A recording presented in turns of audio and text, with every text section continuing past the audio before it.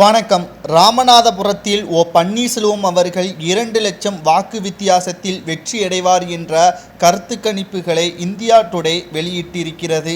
குறிப்பாக இந்த மக்களவை தேர்தலில் விஐபி தொகுதியாக பார்க்கப்படக்கூடிய தொகுதிதான் நாடாளுமன்ற தொகுதிக்கான வேட்பாளர்களை அறிமுகப்படுத்தும் பொழுது ராமநாதபுரத்தில் பன்னீர்செல்வம் அவர்கள் களம் இறங்குகிறார் என்ற தெரிந்தவுடன் ராமநாதபுரம் தொகுதி விஐபி தொகுதியாக மாற்றப்பட்டது.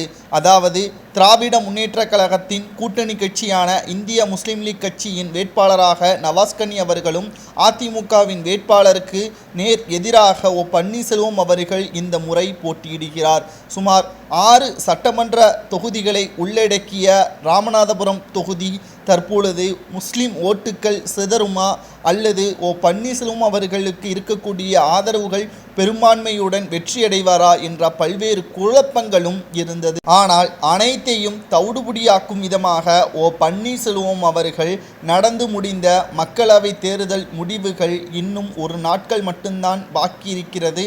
ஆனால் கருத்து கணிப்புகளில் பன்னீர்செல்வம் அவர்கள் ராமநாதபுரத்தில் 2 லட்சம் வாக்குகள் வித்தியாசத்தில் வெற்றியடைவார் என்ற தகவல்களையும் தற்பொழுது கிடைக்கப்பெற்றிருக்கிறது.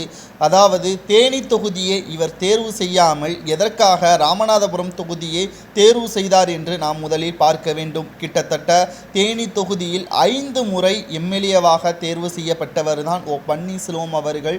ஆனால் பன்னீர்செல்வம் அவர்கள் தேனி தொகுதியை தேர்வு செய்யாமல் ராமநாதபுரம் தொகுதியை தேர்வு செய்ததற்கு மிக முக்கியமான காரணமே ஒரே இடத்தில் வெற்றியடைந்தால் அது அடுத்த கட்டத்திற்கு கொண்டு செல்ல முடியாது, பிற இடங்களிலும் தனக்கு ஆதரவுகள் இருக்கிறதா என்பதை முன்னிறுத்தினான் பன்னீர்செல்வம் அவர்கள் இந்த ரிஸ்கை எடுத்திருக்கிறார் என்பதில் எந்த ஒரு மாற்று கருத்தும் கிடையாது.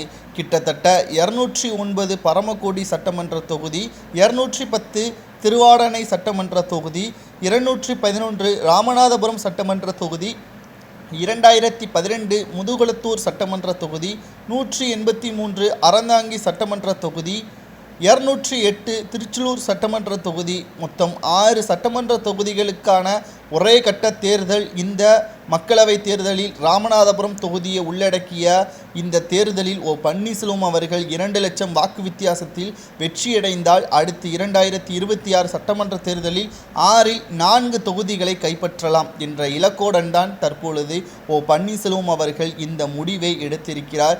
இது பன்னீர்செல்வம் அவர்களுக்கு கிடைத்த மிகப்பெரிய ஒரு வெற்றி வாய்ப்பாகத்தான் பார்க்கப்படுகிறது. பொறுத்திருந்து பார்க்கலாம். பன்னீர்செல்வம் அவர்கள் நினைத்ததை முடிக்கிறாரா, அவருக்கு அதிர்ஷ்டம் இருக்கிறதா என்பதை ஜூன் 4ஆம் தேதி மாலை கருத்து கணிப்புகள் உண்மையாக மாறுகிறதா என்பதை நாம் பார்க்கிறோம். இதை பற்றி உங்களது கருத்துக்களை கமெண்ட் வாயிலாக கூறுங்கள்.